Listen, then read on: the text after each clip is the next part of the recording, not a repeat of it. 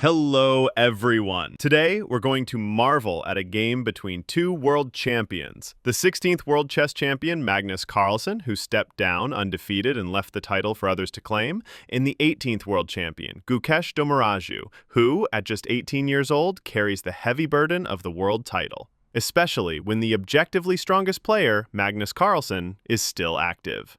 That's what makes this game so important. Gukesh has a chance to prove to the world that he's a true champion and capable of defeating Carlsen.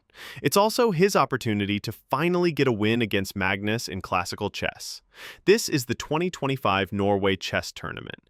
Gukesh is in last place, so if not now, then when? He opens the game with e4. Magnus responds with e5. f3, attacking the e5 pawn, c6 defends, and then b5 enters the Spanish opening. c5 counters the e4 pawn. White plays d3, reinforcing the center. Black's bishop goes to c5. Magnus is ready to castle, while white controls the d4 square. Both sides castle, then d6. Black's light-squared bishop aims for g4, but is prevented. Magnus pushes the white bishop back. White could capture on c6, giving black the bishop pair, but Gukesh decides to preserve pieces and retreats to a4. a6. Magnus prevents the white bishop from going to g5. Rook enters the center, and Magnus starts pushing on the queen side, chasing the bishop further to c2. b6. Magnus moves his bishop out of theory. Gukesh develops his other knight to d2. After e7, black's plan becomes clear. Play c5 and seize space on the queen side. White reacts immediately with a4, challenging the queen side. Now b8, black sidesteps and avoids tactics on the a-file. White, taking advantage of black not playing c5 yet, strikes in the center with d4. Magnus doesn't exchange on d4, maintaining central tension, and reroutes his knight to g6, targeting the f4 square. Gukesh mirrors the idea with g3. Then Magnus plays c5. Gukesh ignores it and completes the knight maneuver to g3. Pawns are exchanged on d4, and Magnus captures the pawn on a4, opening the b-file for his rook. White takes back with the bishop, and black develops his bishop to b7, pressuring the e4 pawn. After 20 minutes of thought, Gukesh plays d5, shutting down the bishop on b7. But Magnus isn't phased. He plays a5, opening another diagonal for his light-squared bishop.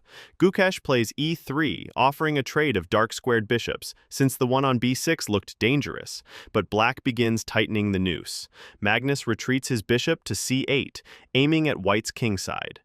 Rook on b8 now pressures the e3 square. If white takes on e3, black captures and pressures b2. So white strengthens the structure with b3. Now the bishop guards the pawn. Magnus, delighted, places a knight on f4, a permanent outpost. Without the bishop on e3, that knight won't be easy to dislodge.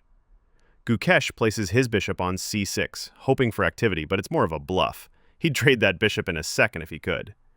Magnus's dark-squared bishop is laser-focused on the kingside. At this point, Magnus had a brutal move, sacrificing a piece on h3.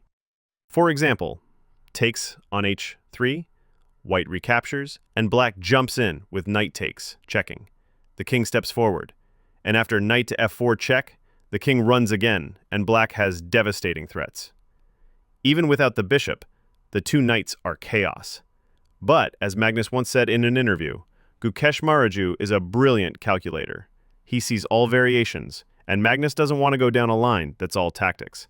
So he holds back, and instead of the sack, plays rook to b4, applying pressure to e4. Now, Magnus's plan is clear. Take the e4 pawn, then aim for d5. Without central pawns, black's two passed pawns will become unstoppable.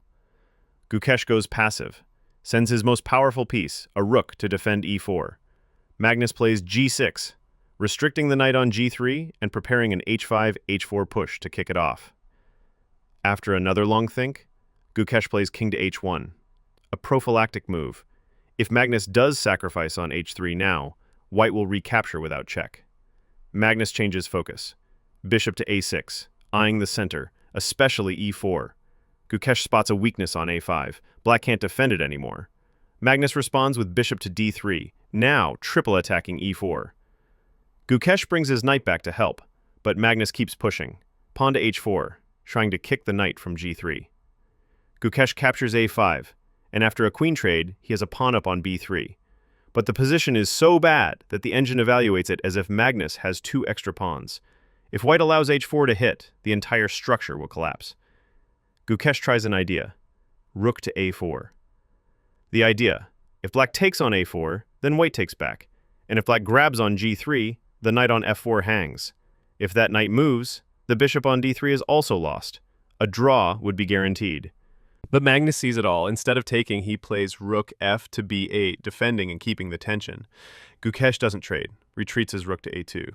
Now Magnus could have taken on g3. The old variation no longer works for white, because now black has knight to e2, and after rook takes d3, a fork on a2 and d3, white loses material. Still, Magnus chooses a more elegant path, king to g7.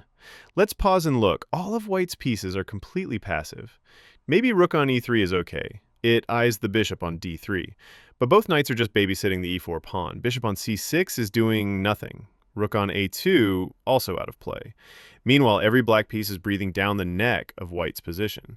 Gukesh tries to activate something, rook to a7. Magnus calmly improves. Rook to d4, defending his bishop. Now he can finally take on g3, because if pawn takes, bishop is safe. If white tries to move the f3 knight, the whole center collapses. So Gukesh plays knight to f3, hitting h4 and d4. Magnus captures on g3. Pawn recaptures. f4 knight is hanging.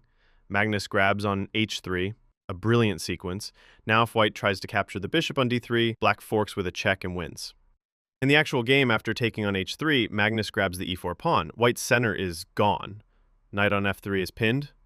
Gukesh unpins the king, rook to d1, but the knight is still pinned. Any knight retreat and rook to h1 is checkmate. Gukesh plays g4, giving his king some air. Magnus captures on d5. After trades, the white rook is under attack and falls back. Knight jumps to f4. Black has crushed the center, and now has 2 unstoppable passed pawns. White's rook looks for activity, maybe counterplay on the 7th rank. Magnus activates his last piece, his king. He marches forward, king to f6, then e6. Gukesh tries to create mating threats. If black grabs the b3 pawn, knight to g5 would threaten rook f7 mate, and black is doomed. So Magnus goes king to e6, then d5, giving up the f7 pawn. White checks. Magnus walks the king up to d4, rook to a4, check, king goes to d3, pushing the rook back to f2. Now both players are under 3 minutes. Magnus plays f6, a mistake. f5 was stronger, controlling e4. That'll be important later. White checks, rook f3, king e2. Knight can't move because of mate. Rook to a2 is the only move, blocking. After trades, white's knight is now free. Knight to e4, fork. The knight hits 2 unprotected pawns, d6 and f6. White grabs control. Magnus pushes d5, trying to create counterplay, but white captures on f6. Now it's 3 pawns each. Position roughly equal, but white has the initiative. Rook f8, trying to kick the knight. Rook f2, check. King e1, knight to d7. Another fork. Rook to e8 is the only move, defending both rook and pawn. Magnus plays knight to e2, check. White is forced to trade. Rook takes knight. Knight takes on f8. White is up a knight, but Magnus is counting on his pawns. d4, they run. Knight to e6, d3, but knight to c5, critical blow. Now if black tries d2, white plays knight to e4, forking the queen square. If Magnus tries king to e3, white reroutes. Knight to a4, then to b2, controlling d1. If Magnus tries pushing e4, then h5. The pawn races are won by white.